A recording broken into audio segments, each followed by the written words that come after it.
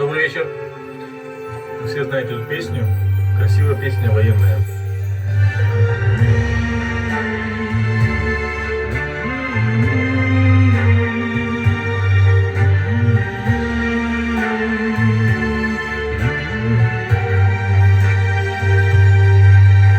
Мне кажется порою, что солдаты